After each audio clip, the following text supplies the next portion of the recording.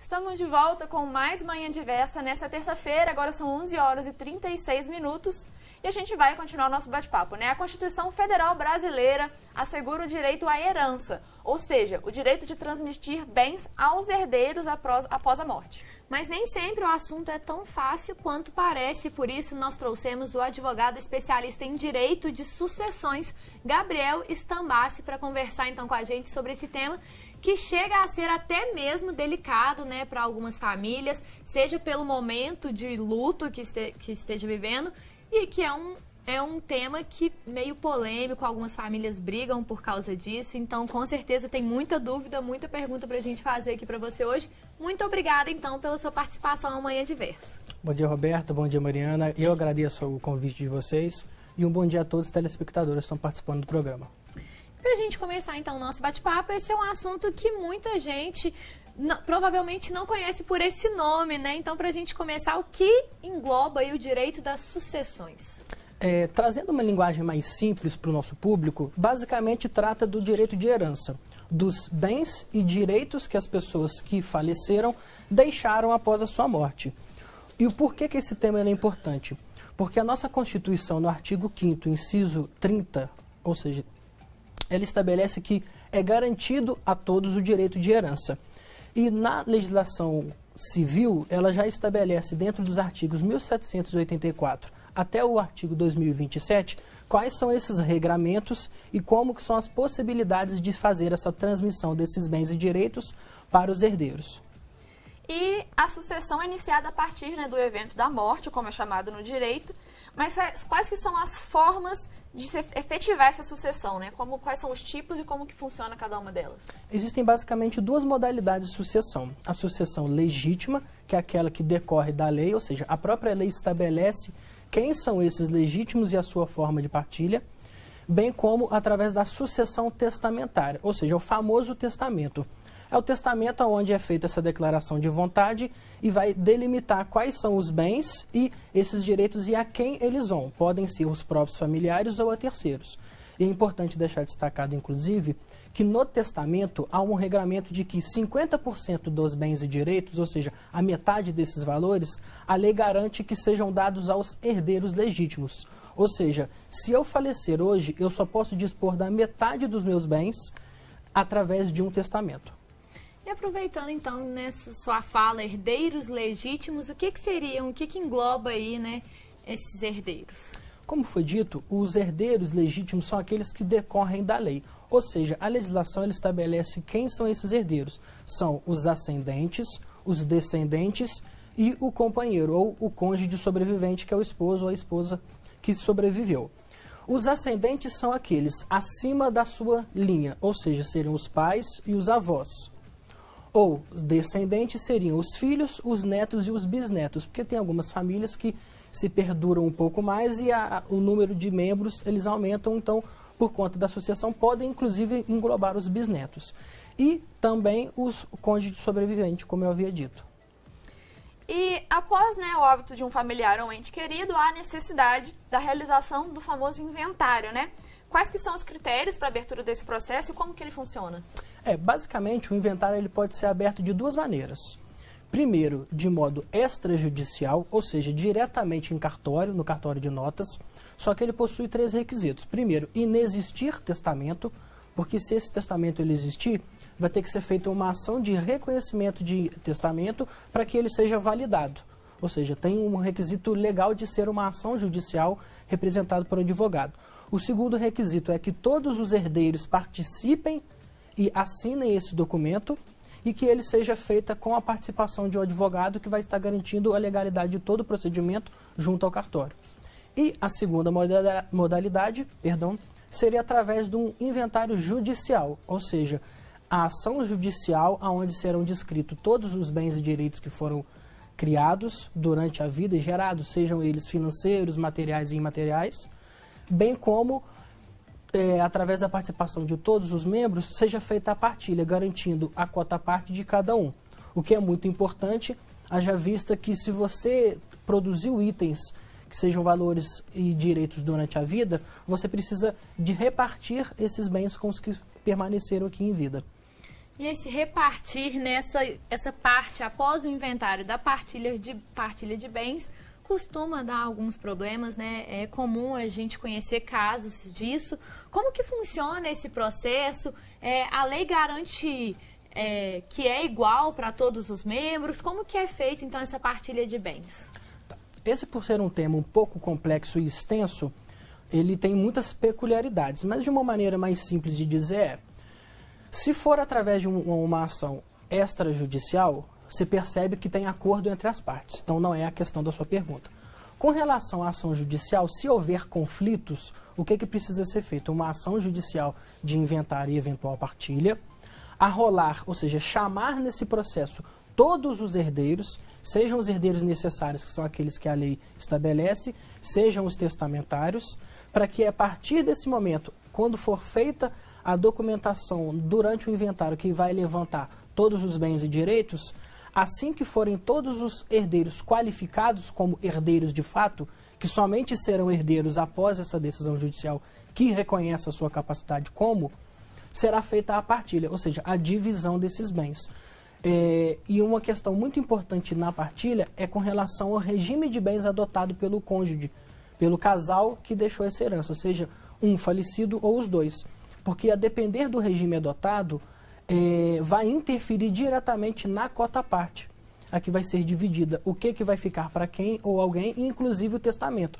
Porque se eu posso dispor de até 50%, significa que eu posso inclusive colocar para terceiros, um amigo muito antigo, uma pessoa que eu confio, ou alguém que eu queira remunerar de alguma maneira após a minha morte. Ou seja, na hora da divisão, se não for feita a partilha de maneira igual, vai ser necessário que seja feita uma ação de sobrepartilha para discutir bens que não foram arrolados ou pessoas que não participaram dessa ação, para que somente então ela possa receber. Ou seja, uma complexidade muito grande em se garantir que o processo seja feito de maneira adequada, para que esse processo não surja nenhum tipo de nulidade após a sua efetivação.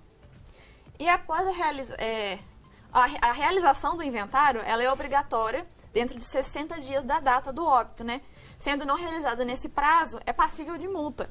Mas o que fazer caso os herdeiros não tenham dinheiro para pagar, né, pelo inventário? Como que faz? Existe uma forma de fazer isso gratuitamente? Sim, algumas possibilidades. Primeiro, é importante deixar claro que essa multa ela é uma multa estadual, ou seja, cada estado vai ter a sua legislação específica e vai aplicá-la.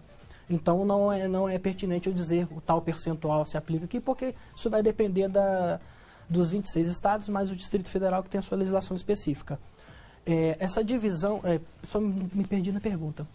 Se é possível fazer o inventário gratuitamente, para quem não tem condições de arcar. São basicamente 3 possibilidades. A primeira é você, dentro do processo, às vezes junto com a própria inicial, você pedir que seja feito o pagamento dessas custas e gastos relacionados ao processo após a transmissão de bens, ou seja, vai ser feita toda a partilha, o inventário, abertura de inventário, documentar quais são os bens, fazer os cálculos relacionados aos valores e direitos que tem. Após a partilha, divide-se esses bens. E com a divisão dos bens, tem a entrega, ou seja, a transmissão desses bens. Com essa transmissão, é que aí o juiz vai fazer uma ordem de pagamento desses custos, porque você não tinha no início. A segunda possibilidade é você fazer um pedido de alvará judicial para que um desses bens que estejam compostos nesse inventário e que tenha valor suficiente a arcar com essas custas, que você consiga fazer esse levantamento judicial, é uma autorização para vender esse bem. Então, o juiz pega um dos bens que estejam arrolados, autoriza que seja feita a venda desse bem e com essa venda paga-se as custas do processo. E a última opção seria através do ITCD, que é um importante imposto, que é o Imposto de Transmissão Causa-Mortes e Doações, que é devido quando há essa transmissão de bens. E esse imposto, ele incide um percentual sobre todos os bens que forem arrolados. Ou seja, você pode pedir o parcelamento desse ITCD ou a isenção, registrando que a isenção você tem alguns requisitos para a concessão conforme cada estado. Gabriel, a gente vai para um rápido intervalo e na volta tem muito mais pergunta, porque, como deu para perceber, realmente é um assunto muito complexo, que tem aí, né, suas especificidades para cada caso, mas muito obrigada por esclarecer tão didaticamente. Você conseguiu fazer com que esse tema, né, seja aí a sua fala foi muito didática, então muito obrigada. Então a gente vai para um rápido intervalo, mas na volta a gente continua então esse tema. E se você tem alguma dúvida, já sabe, manda sua pergunta pra gente, a gente vai deixar o WhatsApp aqui, a gente te espera então pro próximo bloco.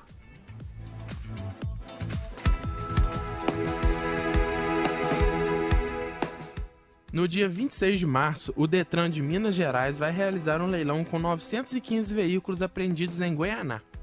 As visitas aos pátios Itajuru e Líder na cidade de Muriaé podem ser feitas entre os dias 23 e 25 de março.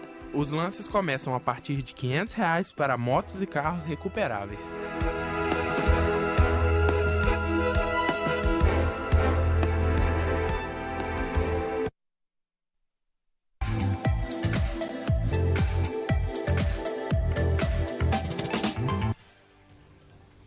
Manhã Diversa de volta mais uma vez para você. Agora são 11 horas e 48 minutos. Nós vamos fazer contato com a nossa redação para saber qual é a notícia de maior impacto dessa terça-feira. E quem está lá é a sumidinha Renata Monteiro. Bom dia, Renata. Muito bom ter você de volta. O que você traz de destaque para a gente hoje? Oi, Mário. Bom dia, Roberta, a todos e a todas que assistem ao Manhã Diversa. Voltei, né, gente? Estava sumida, mas estamos aqui, né? A notícia de maior repercussão, obviamente, é a guerra, né, Rússia e Ucrânia, porque hoje começa uma nova rodada de negociações, na verdade, de tentativas, né, de negociações de um acordo de paz. Essas conversas já tinham iniciado, né, algumas semanas, mas precisou ser parada, né, teve uma pausa técnica para que trabalhos, né, de subgrupos pudessem ser melhores, reunir mais esses trabalhos de subgrupos como uma estratégia mesmo para chegarem a um acordo. Líderes da Polônia, da República Tcheca e da Eslovênia viajaram para Kiev, que é a capital da Ucrânia, para poder mostrar apoio, né, ao país e à população de lá que está sofrendo muito com essa guerra. Hoje de manhã, Kiev amanheceu sob ataque russo. 2 explosões atingiram a cidade e, segundo dirigentes de serviços emergenciais, 2 pessoas morreram por conta desses ataques. A gente continua acompanhando essa situação e torcendo, né, meninas, para que haja realmente um acordo de paz, de um cessar-fogo dessa guerra que já dura 20 dias. Com certeza, Renata. E eu gostaria de aproveitar a sua presença aqui hoje para parabenizar, né, um novo horário aí do Diversa em Rede. Ontem eu assisti, achei muito bacana, então, a mudança que foi feita. Então, parabéns para toda a equipe do Diversa em Rede. E aproveitando que vocês já estão preparando, né, o jornal de mais tarde. Então, tem como falar para a gente um pouco quais as notícias que a gente vai conferir hoje? Claro, Roberta, muito obrigada pelos parabéns, é um jornal super dinâmico. Então, hoje a gente vai falar sobre Petrópolis, a tragédia de Petrópolis, que completa 1 mês. A gente vai mostrar aí, a gente vai fazer a gente vai recapitular, né, essa tragédia, relembrar também esse momento, né, muito difícil, inclusive para as pessoas, para os moradores de lá e para as famílias que perderam aí 200 vítimas, né, 200 parentes, crianças, enfim, uma tragédia aí que vai ficar para a história, né? Mais uma aí na história de Petrópolis. A gente também vai falar sobre um edital que foi lançado pela CAPES, justamente de prevenções de desastres. Vai lançar um edital, então, para poder evitar esses desastres aí que aconteceram em Petrópolis, no Rio de Janeiro, e também em Capitólio, né, em Minas Gerais. Esse edital que foi lançado é do governo federal, juntamente com a CAPES. E vamos conversar com um especialista em economia para mostrar os impactos, né, gente, do aumento de combustível que está atingindo principalmente o gás de cozinha. Então, esses e outros destaques a gente confere hoje no Jornal Diversa em Rede, a partir das 9 da noite, meninas. Muito obrigada, Renata, pela sua participação. Muito bom, então, ter você aí de volta, falando sobre as principais notícias do dia. E a gente te espera, então, amanhã. E agora a gente vai continuar o nosso bate-papo, né, sobre direito das sucessões, né, porque é um assunto realmente que dá muitas dúvidas. O pessoal de casa, já vimos aí que já chegaram algumas perguntas do pessoal de casa. mas é uma questão muito, muito complexa, que a gente está aqui com o Gabriel Stambassi, que está aqui para tirar algumas dúvidas para a gente sobre esse tema. E é importante a gente esclarecer isso, né? Porque já é um momento complicado para as pessoas que estão passando pela perda aí de um ente querido, né? Ainda ter que lidar com toda a burocracia que vem depois e ainda com possíveis conflitos familiares que podem vir, né, dessa questão. Então, mais uma vez, muito obrigada pela sua participação aqui hoje. Vamos continuar esclarecendo sobre esse assunto. E aí a próxima pergunta, né, é com relação ao famoso testamento, né? Um grande motivo de conflitos familiares é quando não há um testamento e os herdeiros precisam dividir, né, essa herança. E aí a gente queria saber sobre o testamento, porque para mim, pelo menos, o testamento é uma palavra que me vem em mente aí filmes, né? Aquelas situações de filme que uma pessoa muito rica deixa um testamento, mas o testamento qualquer pessoa pode fazer. E qual a importância de se deixar um testamento e em que casos que é necessário deixar um testamento? Como que isso funciona? Sim, é uma importante pergunta. O testamento, ele basicamente, ele expõe as vontades do falecido. Ela é a sua última forma de manifestação de vontade em vida. Eu penso que ela tem muito cunho pessoal, porque só você sabe de como você levou a vida, quais são as pessoas que participaram da sua vida. Então, é a maneira que você tem, ainda em vida, de deixar declarada a sua vontade. Qualquer pessoa pode fazer testamento. O requisito é que tenha maioridade a partir dos 16 anos, porque é uma questão de legalidade civil, você precisa ter capacidade civil, capacidade mental e física para praticar os seus atos da vida civil. E hoje, na legislação, até o presente momento, não há nenhuma limitação de idade, ou seja, a partir dos 16 anos até o último dia de vida, você preenchendo esses requisitos da capacidade, você pode deixar o testamento. Então, a importância desse testamento é para que você, já em vida, manifeste toda a sua vontade. Então, determinado bem vai ficar para tal pessoa, determinado bem eu quero que seja utilizado para fazer uma fundação ou que vá para determinada instituição. Isso é importante também porque você pode deixar para a pessoa comum, pessoa física, também como empresa, ou deixar ordens para que esse valor que ficou seja gasto de determinada maneira, seja através de doação ou uma criação de instituições. Para criar esse documento, ele é acessível ou nem tanto? Você precisaria pagar um determinado valor para fazer esse registro em cartório e estar acompanhado de um advogado que vai estar te auxiliando a fazer toda essa documentação, te dando um suporte técnico para que você garanta a validade desse documento e que ele será cumprido após a sua morte. E, Gabriel, enquanto a gente bate o nosso papo, é claro, o pessoal de casa está acompanhando o Manhã Diversa e aproveitou o intervalo e enviou uma pergunta para a gente. E eu vou começar com a pergunta da Fabienne Ferreira, de Juiz de Fora, que é a seguinte: quando um dos herdeiros não quer assinar a venda de um imóvel recebido em herança, o que pode ser feito para esse impasse aí ser resolvido? Essa é uma questão complexa, que você tem que primeiro analisar se já houve de fato a transferência dessa herança para que seja feita a partilha. Porque esse recebimento de herança, ele pode ser qualificado como um recebimento de herança após uma determinação judicial ou a realização da partilha extrajudicial, que é aquela em cartório. Ou seja, é necessário que procure um advogado para que seja verificada essas circunstâncias específicas, para que somente então, após essa análise dos documentos e da situação específica que vai surgir para cada cliente, para que seja computado a possibilidade ou não de ser feita a venda desse bem, ou alguma maneira de se compelir essa assinatura ou essa autorização judicial para a venda desse bem. Gabriel, uma dúvida que tem surgido agora, né, com essa questão, né, do dinheiro esquecido do Banco Central. Com certeza as pessoas em casa talvez tenham essa dúvida, né? Os herdeiros podem receber o dinheiro esquecido do Banco Central de um familiar falecido? E como fazer isso, já que é necessário ter um CPF válido para acessar o sistema, ou então tem que fornecer conta de banco? Como que é feito isso? Tá.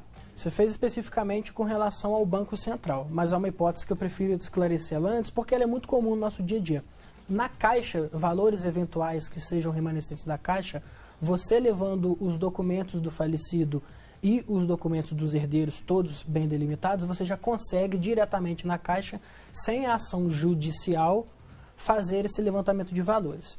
Com relação aos valores do Banco Central, é necessário o acompanhamento de um advogado para que seja feita uma ação de levantamento de valores através de um alvará judicial, onde vai ser feita uma análise levando os documentos do falecido, documentos pessoais e a certidão de óbito dele, bem como ser levado também os documentos de todos os herdeiros, porque nesse caso, para fazer esse levantamento sem essa discussão da inventário ou partilha, somente se todos os herdeiros habilitados estiverem no polo ativo da ação, ou seja, todos estão de acordo com esse levantamento de valores e vão participar dessa ação.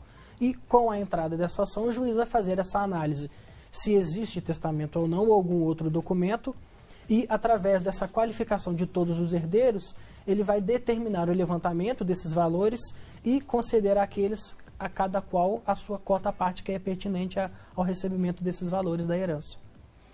Em casos de filhos não registrados, é possível entrar com alguma ação para ter direito à herança, mesmo após a morte do genitor?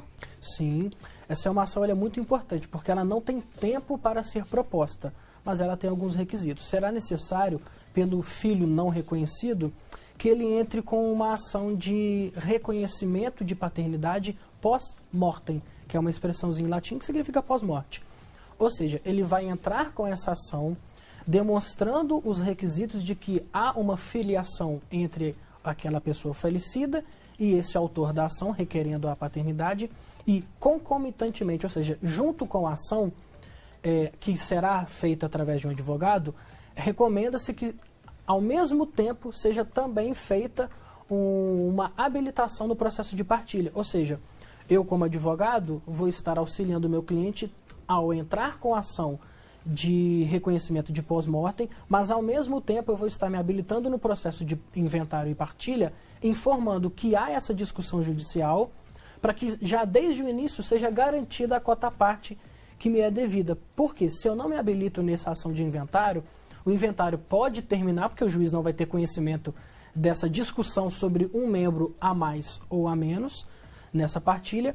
E se eu não me habilitar, eu corro o risco de perder os bens que estão ali e ser necessária uma interposição de uma outra ação que é de sobrepartilha, para demonstrar que eu fui reconhecido como um herdeiro legítimo, porque vai precisar desse reconhecimento em ação judicial, para somente então eu conseguir me habilitar como herdeiro nesse inventário. Ou seja, é necessário que você também faça um trabalho em conjunto, seja no reconhecimento, seja na hora de pedir essa habilitação no inventário para garantir esses bens. Gabriel, a gente queria agradecer muito a sua participação aqui com a gente hoje. Infelizmente, o nosso tempo está acabando, mas foi muito esclarecedor e, como a gente falou, né, realmente é um momento, né, em que a família já está em um momento delicado, então ter essas informações é essencial para ser um pouco mais fácil, talvez, esse processo, né, que é burocrático, que é complicado, que pode ser um pouco estressante também, né, para reduzir isso o máximo possível. Então, informações muito valiosas. Muito obrigada mais uma vez. Agradeço a participação de vocês. E, por fim, recomendo que a população busque o advogado, seja para uma consulta, seja para uma orientação, para que consiga se resguardar de eventuais problemas futuros, que nós, às vezes, no dia a dia, sendo leigos, não temos a previsão da preciosidade que é um bom aconselhamento jurídico. No mais, eu agradeço a participação e uma boa tarde para vocês. A gente que agradece. E o Manhã Diversa está terminando.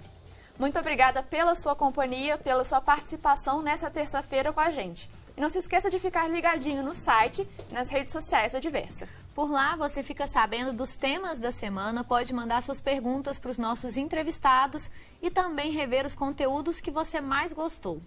Fique agora com o programa Meu Pedaço do Brasil e logo mais às 9 da noite tem o jornal Diversa em Rede. A gente volta a se encontrar amanhã a partir das 10 da manhã.